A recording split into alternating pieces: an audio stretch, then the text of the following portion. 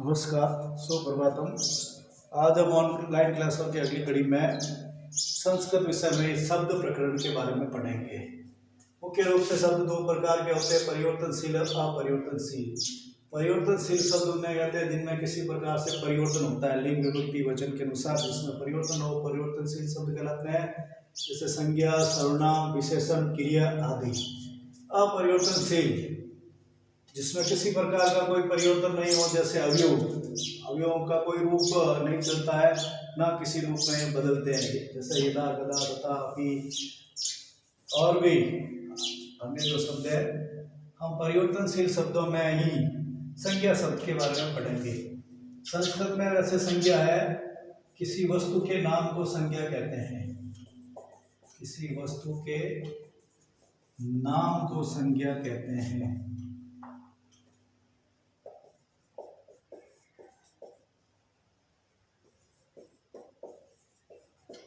वैसे संस्कृत में संज्ञा की परिभाषा बहुत ही सूक्ष्म रूप में दी गई। नामेव इति संज्ञा, नाम ही संज्ञा, किसी वस्तु विशेष या वस्तु के नाम को ही संज्ञा कहते हैं। जैसे बालकः, रामः, पुस्तकम्, जयपुरम्।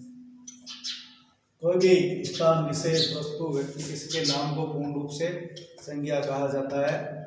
वैसे संज्ञा का प्रयोग मुख्य रूप से संस्कृत में कारक विभक्तियों के रूप में होता है। विभक्त और इनके शब्द रूप चलते हैं, शब्द रूप से ही फिर वाक्यों का निर्माण वगैरह। यह संज्ञा का सीधा प्रयोग है कारक विभक्ति के रूप में और वाक्य निर्माण में प्रयुक्त होता है। इन संज्ञा के विस्तृत रूप को हम आगे कारक विभक्ति में पढ़ेंगे, लेकिन एक बार सामान्य परिचय करते हैं। दूसरा, सर्वनाम। सर्वनाम संज्ञा के स्थान पर प्रयुक्त होने वाले शब्दों को सर्वनाम कहा जाता है।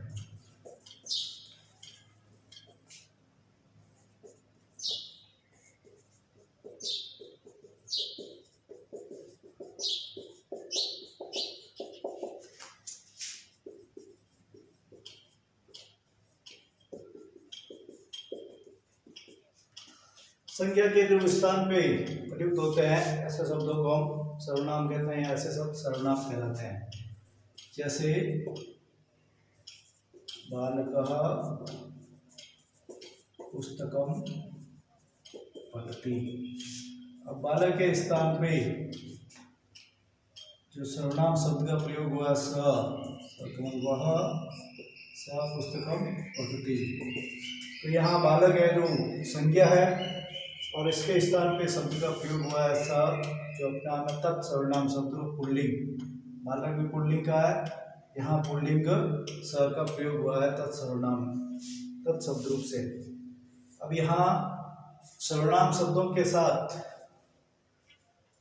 सर्वनाम वाक्यों में जो सर्वनाम का प्रयोग है उनके प्रयोग के लिए कुछ नियम भी है।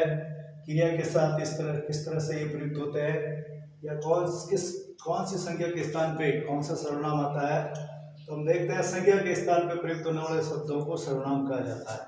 यहाँ बालक शब्द रूप जो बालक संज्ञा शब्द है इसके स्थान पे स का प्रयोग हुआ है। तो संज्ञा के स्थान पे जो सर्वनाम का प्रयोग होगा, संज्ञा का लिंग वचन विभक्ति के अनुसार ही सर्वनाम के लिंग और विभक्ति वचन का प्रयोग होगा। संज्ञा जैसे बालक का लिंग पुल्लिंग है, प्रथमा विभक्ति है, एक वचन है, उसी तरह से बालक के स्थान पे हमने तत्सर्वनाम शब्द रूप से स का प्रयोग किया है। तो तत्सर्वनाम में भी जो पुल्लिंग रूप है, तत् का पुल्लिंग रूप स तौ ते, तो ये भी प्रथमा विभक्ति है, इसमें भी प्रथमा विभक्ति, एक वचन, दोनों एक वचन और पुल्लिंग, और ये तत् का स पुल्लिंग रूप है। इस तरह से संज्ञा के स्थान पे जो सर्वनाम का प्रयोग होगा, संज्ञा की लिंग विभक्ति वचन के अनुसार ही सर्वनाम का लिंग विभक्ति वचन होगा। हम कुछ सर्वनाम शब्दों को देखते हैं, जैसे तत्, तत् नवः, ये तीन लिंगों में चलता है इसका भी रूप। एतत्, इसमें इदम, इदम भी यह, इसमें, अस्मत्, मैं, और युष्मत्, तुम। इस तरह से और भी सर्वनाम शब्दरूप है जिनका हम पूर्ण रूप से संज्ञा के स्थान पर इन सर्वनाम शब्दों का प्रयोग करते हैं। तो हम देखते हैं कि सर्वनाम का प्रयोग जो होता है वाक्य में, कर्ता के स्थान पे जो भी सर्वनाम शब्द का प्रयोग होगा उसमें क्रिया पूर्ण रूप से प्रभावित होगी। कुछ सर्वनाम शब्द है, जैसे हम देखते हैं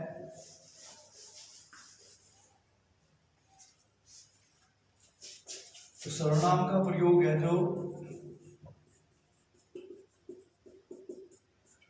धातु के साथ किस प्रकार से होता है। सर्वनाम का प्रयोग धातु के साथ, संस्कृत में क्रिया को धातु कहा जाता है। धातु में भी 3 पुरुष होते हैं, प्रथम पुरुष, मध्यम पुरुष और उत्तम पुरुष। 3 पुरुष और 3 वचन। प्रथम पुरुष, प्रथम पुरुष की जो क्रियाएं हैं उनमें पूर्ण रूप से सभी संज्ञा सर्वनाम शब्दों का प्रयोग होता है। सभी संज्ञा सर्वनाम की प्रथमा विभक्ति का प्रयोग होता है।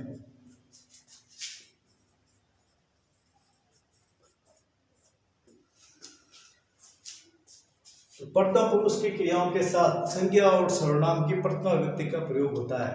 सर्वनाम में कुछ 2 सर्वनाम को छोड़कर के बाकी सभी सर्वनाम की प्रथमा विभक्ति का प्रयोग प्रथम पुरुष की क्रिया के साथ होता है। जैसे स गच्छति,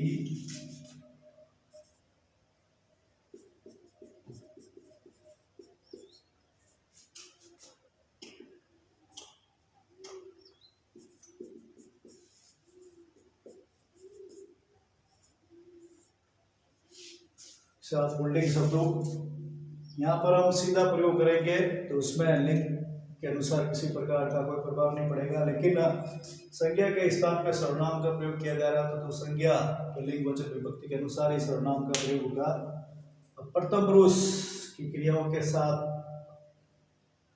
सभी सर्वनाम है संज्ञा सर्वनाम का प्रयोग होता है। जैसे स गच्छति, तो गच्छत, ते गच्छन्ति। एक वचन के साथ एक वचन का, द्विवचन के साथ द्विवचन और बहुवचन के साथ बहुवचन सर्वनाम या संज्ञा का प्रयोग होता है। उसी तरह से हम देखते हैं मध्यम पुरुष। यहाँ मध्यम पुरुष में निश्चित करता है, इसके किसी प्रकार से कोई संज्ञा का प्रयोग नहीं होगा, सिर्फ सर्वनाम ही मध्यम पुरुष की क्रियाओं के साथ प्रयुक्त होता है। सर्वनाम ही इसके करता है। सर्वनाम में भी तो युष्मत् शब्द रूप है, युष्मत् तुम, इस शब्द रूप का प्रयोग मध्यम पुरुष की क्रिया के साथ होता है, इसके ये निश्चित करता है। त्वम, युवाम, यूयम। किसी भी धातु या क्रिया तो किसी भी रूप में जो लकार है मुख्य रूप से लकार 10 होते हैं लेकिन प्रयुक्त 5 का ही प्रयोग होता है। तो 5 लकारों का जो मध्यम पुरुष होगा उन मध्यम पुरुष के साथ एक कर्ता निश्चित रहेंगे। इनका पूर्ण रूप से चाहे वो डट लकार है, चाहे वो लिंग लकार है, चाहे लिट लकार है, टोल लकार है, विधिलिंग है, उसके मध्यम पुरुष के साथ एक कर्ता निश्चित रहेंगे। त्वम गच्छसि, गच्छथ, यूयम गच्छत। एक वचन के साथ एक वचन, द्विवचन के साथ द्विवचन, बहुवचन के साथ बहुवचन। मध्य पुरुष का कर्ता निश्चित है युष्मत् तुम, इसमें त्वम गच्छसि, युवाम गच्छत, यूयम गच्छत।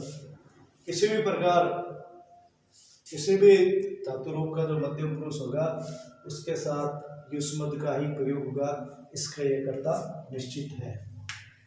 उसी तरह से हम देखते हैं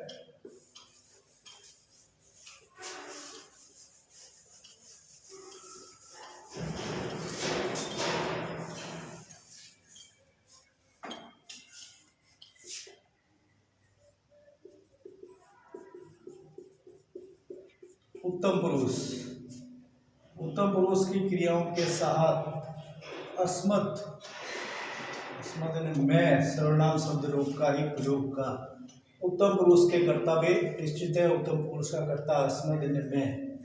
अस्मत् शब्द रूप की प्रथमा विभक्ति अहम, आवाम, वयम, ये तीन शब्द है जो उत्तम पुरुष की क्रिया के निश्चित करता है।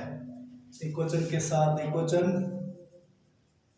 अहम गच्छामि, द्विवचन के साथ द्विवचन और बहुवचन के साथ बहुवचन। इस प्रकार से सर्वनाम शब्दों के साथ जो क्रियाओं का प्रयोग है कुछ नियमों के साथ, कुछ निश्चित शर्तों के साथ प्रयोग होता है। अस्मत् और युष्मत् को छोड़कर जितने भी सर्वनाम और संज्ञा है इनका प्रयोग प्रथम पुरुष की क्रियाओं के साथ होता है, उसमें कोई बाध्यता नहीं है। सभी प्रकार के संज्ञा सर्वनाम शब्दों की प्रथमा व्यक्ति का प्रयोग प्रथम पुरुष के साथ होता है। लेकिन युष्मत् शब्द रूप का प्रयोग उत्तम पुरुष की क्रियाओं के साथ होगा, युष्मत् शब्द रूप का प्रयोग मध्यम पुरुष की क्रियाओं के साथ होगा और उत्तम पुरुष के साथ अस्मत् सर्वनाम शब्द रूप की प्रथमा व्यक्ति का प्रयोग होगा। तो ये सर्वनाम के प्रयोग की कुछ निश्चित शर्तें थे। हम इनके विस्तृत अध्ययन को आगे पढ़ेंगे, लेकिन एक एक बार सामान्य परिचय कर लेते हैं। अगला हमारा तीसरा विषय है विशेषण, विशेष्य एवं विशेषण। परिभाषा आप जानते ही हैं, वैसे हिंदी में हम बार बार पढ़ते हैं। संज्ञा सर्वनाम, जो संज्ञा सर्वनाम शब्द है उनको विशेष्य कहा जाता है और संज्ञा सर्वनाम शब्दों की जो विशेषता बतलाता है वो विशेषण कहलाता है। विशेष्य जिनकी विशेषता बताई जाती है सीधे रूप में उसे भी विशेष्य कहा जाता है और जो विशेषता बतलाते हैं वो विशेषण कहे जाते हैं। संस्कृत में विशेषण विशेष्य का प्रयोग भी निश्चित शर्तों के साथ होता है।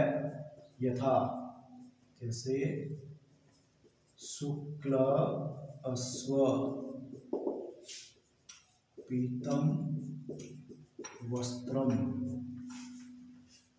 उसी तरह से हम देखते हैं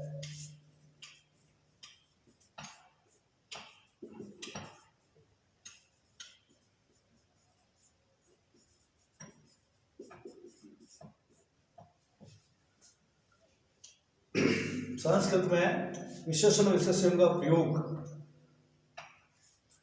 जो विशेष्य होगा, विशेष्य का जो लिंग और वचन होगा उसी के अनुसार विशेषण का भी लिंग और वचन होगा।